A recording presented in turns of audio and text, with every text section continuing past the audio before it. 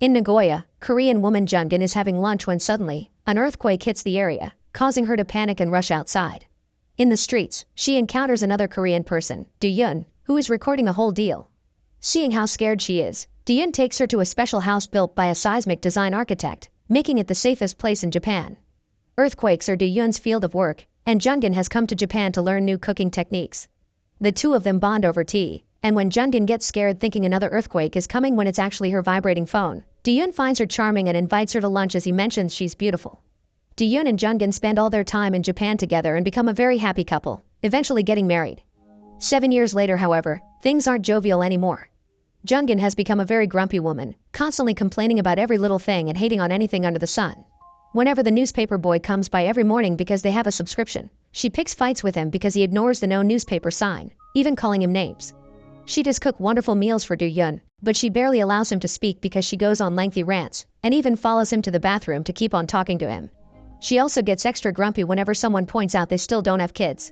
Tired of her, Do-yoon has tried to mention the idea of breaking up, but when he does, Jungin throws a fit and Do-yoon takes it back. One morning at work, Do-yoon hears about a position out of state that would be the perfect opportunity to get away from Jungin. Unfortunately, there's another employee that also wants the position, and the company will have to think about who deserves it more. Do-yoon ends up getting on his knees to beg his coworker to let him take the position, and he wins. He gives Jungin the news over dinner at a fancy restaurant, telling her it's not necessary for her to visit more than once a month, and pointing out how he's doing this to provide for her, which helps get her less angry. When they get home, Jungin wants to get busy on the table and Do-yoon refuses, only to change his mind when she mentions going to visit him more often at work. Some days later, Do-yoon moves to the countryside to start his new job. There, he gets to reconnect with his old friend Song, who works at the local radio with DJ Choi. When he goes to his new house in the evening, he can't help noticing there are women crying by his neighbor's door. The most shocking surprise, though, is that Jungin is in the house waiting for him. She's decided to move here with him as a way to start over, since their relationship's obviously having some trouble. The next day, Do-yoon learns there will be a welcome party and that employees are supposed to bring their spouses, so now Do-yoon must think of something to stop Jungin from going. When he returns home, he notices heartbroken women of all nationalities going again after his neighbor Sung-ki, who calls himself a Casanova. Afterward, Do-yoon tells Jungin about the party, and seeing as she hates those kinds of parties, he offers to tell his boss that she's sick. Jungin refuses though, because she thinks it's her duty to support him, so a desperate Do-yoon throws a soapy plate on the floor to make her slip and break her leg. The night of the party, Do-yoon apologizes to his boss, mentioning his wife is sadly in a cast, but Jungin shocks him by showing up anyway, supporting herself on a crutch. She's well-mannered when she meets the boss, but when she goes inside to mingle with the other wives, things don't go well. The other wives judge her for her heavy makeup and her lack of kids, so Jungin gets irritated and causes a scene where she accidentally pulls the tablecloth with her crutch and breaks a bunch of stuff. Do-yoon sends her home in a taxi, but she keeps crying and ranting to him through her phone, only stopping to argue with the driver. When Jungin gets home, she notices Sung-ki is on the roof, considering ending things, and Jungin calls the police to report a murder. Moments later at the station, all the women are waiting outside while Sung-ki gives his statement to an officer and Jungin scolds him for not thinking his life is precious. Do-yoon comes over to pick up Jungin, and one of the cops warns him about Sung-ki. He's well known in town for being a Casanova that women can't resist, so Do-yoon should keep him away from his wife. Do-yoon leaves his card under Sung-ki's door every day until he agrees to see him. The men meet at the beach, and Do-yoon makes his request. He wants Sung-ki to seduce Jungin to make her ask for a divorce. Unfortunately, Sung-ki refuses, explaining that since he lost his true love Poppy he hasn't been capable of loving again, so he would end up breaking Jungin's heart. Do-yoon doesn't care, knowing she'll get over it, thus Sung-ki begins considering accepting the job. First though, he needs to see Jungin out and about to have a better idea of her, which means Do-yoon will have to get her a job. Some days later, Choi and Song receive Jungin for an interview after Do-yoon asked them for a favor. They like Jungin's rants because they could make for a funny section in their show, but Jungin asks for triple the pay, so Do-yoon will have to pay the difference to keep her busy. Afterward, Jungin and Do-yoon go to a local cafe to celebrate her new job. While Do-yoon is inside making their order, Sung-ki takes the chance to approach Jun-in with some flowers that surprisingly make her smile. The next day, Jungin debuts on the radio with her segment Afternoon Crasher, which is heard by Sung-ki and Do-yoon's co-workers. Then Do-yoon meets with Sung-ki, who has come to the conclusion that Jungin is a very complicated woman, so if he does this, he wants double the money, which Do-yoon accepts to pay. Sung-ki's first attack is to walk by the house only wearing a tank top, but Jungin finds him creepy instead of attractive. Sung-ki takes this personally and finds a challenge in Jungin, so now he wants to do it for his own pride. He meets with Do-yoon again to ask him to make a list of every single thing he knows about Jungin, and in return, Diyun asks him not to get physical with his wife. With all this information, Sung-ki prepares his house for his plan, and one afternoon, he pretends to be throwing out a bunch of china. Jungin sees him and tries to stop him because the china is in a good state, and Sung-ki cries to make her feel bad about her constant meddling. It works, and Jungin invites him to her home for coffee. After chatting a bit, Sung-ki leaves while forgetting the box with the china on purpose. Jungin goes to his house to give it back, and Sung-ki invites her to have a drink, impressing her by showing they have many interests in common and not minding how outspoken she is. Days pass and Jungin continues to work at the radio. Her segment is a total success, earning the radio lots of comments on their site when in the old days they would only get one spam bot, not to speak of the amazing ratings. Jungin begins to hang out a lot with Sung-ki, who often picks her up at work and takes her on a variety of dates while reminding her there's nothing wrong with liking someone as a person without needing to get intimate.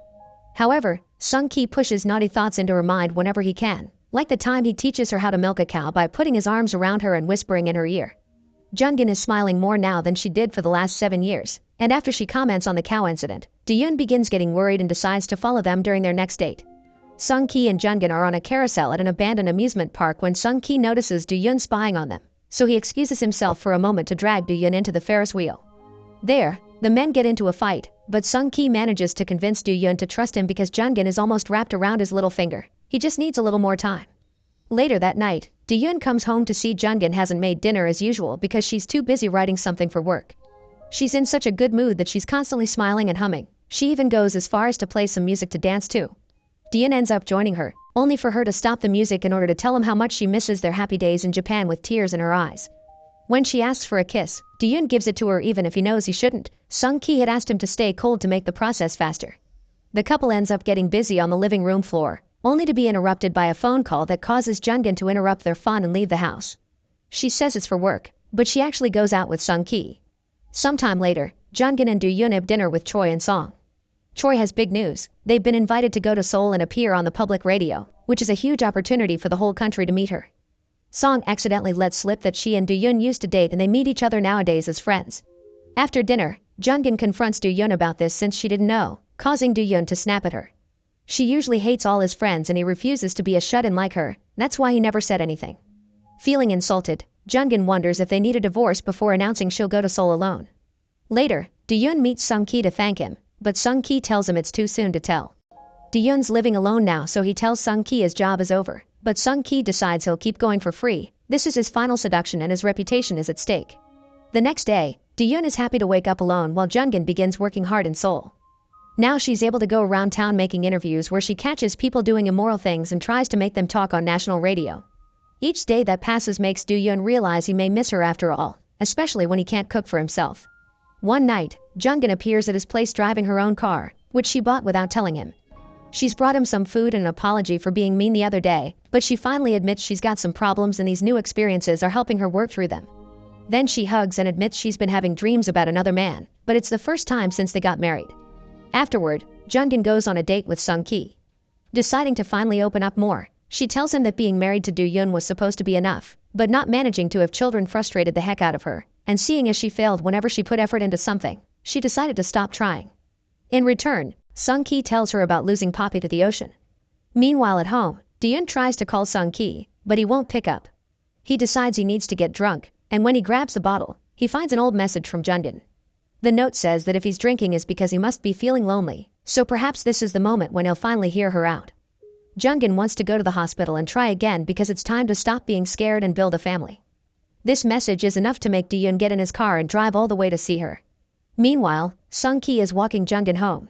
The two of them almost kiss, and Jungin admits she's had naughty dreams of him, so Sung-ki tells her it's finally time for him to let her go, leaving her in tears.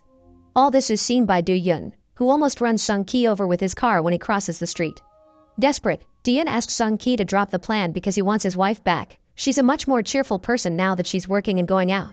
However, Sung-ki he's fallen in love with Jungin as well. He throws Diyun on top of the car and refuses to give up, telling him that if Diyun tries to get her back, Sung-ki will tell her about their plan. Once Sung-ki leaves, Diyun visits Jungin to tell her he misses her and wants her back.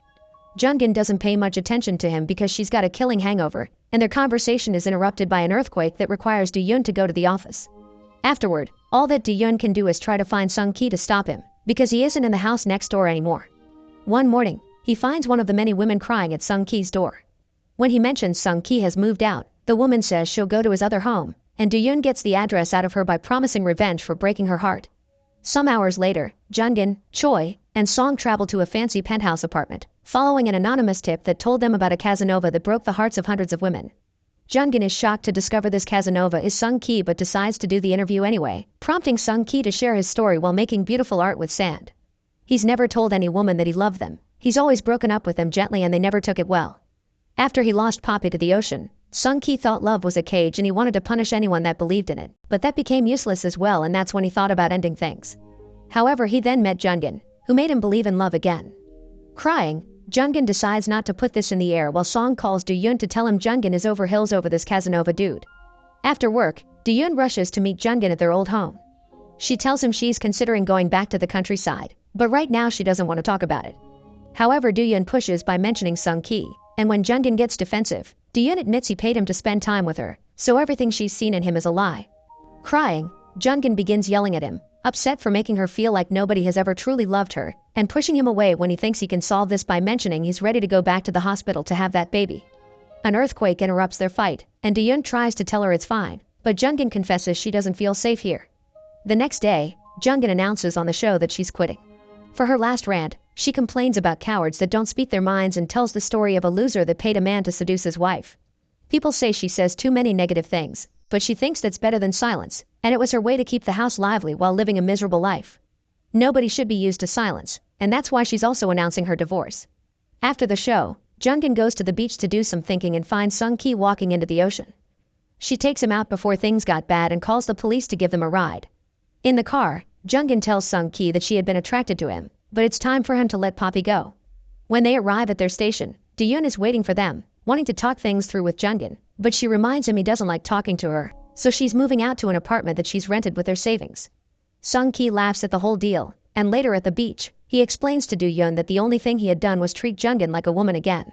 Perhaps he needs to remember that after earthquakes, people need to rebuild from the scratch. The next day, Do-yoon shows up at the house to help Jungin pack. When the delivery boy tosses the newspaper at them again, this time is Do-yoon the one to come out to argue with him in defense of his wife's sign. Seeing this, Jungin accepts to spend one last night in the house. She takes the bed while Do-yoon stays in the living room, but in the middle of the night, Jungin decides to lay down with her husband. When Do-yoon wakes up in the morning, she's already gone. 1 month later, Do-yoon and Jungin meet at the lawyer's office to sign the divorce papers. While waiting, he asks her why she had smiled when Sung Ki gave her flowers the first time, and Jungin admits it was because Sung Ki's words had reminded her of what Do-yoon said the first time they met in Japan. Their conversation is interrupted by a lawyer telling them they're resuming work after lunch, so after Do-yoon complains to them over the wait, he asks Jungin to go have lunch together. At the restaurant, Do-yoon complains again, this time to the waitress about a problem with the dishes. Jungin scolds him for being mean to the staff, and Do-yoon admits missing her criticism. He explains he finally understands she's behaved like that because she was lonely and now he's going through the same, making Jungin smile. Suddenly, Jungin thinks an earthquake is hitting them again and hides under the table, so Do-yoon takes the chance to join her and repeat the words he said the day they met as a way to ask her to start over. Later, when the lawyers call their names, neither of them is at the office. Meanwhile, Sung Ki has taken over Jungin's spot on the radio show, offering relationship advice. He's so good that Song can't help jumping on him right there in the middle of the studio floor. Make sure to subscribe and turn on notifications so you can watch more videos like this. Thanks for watching.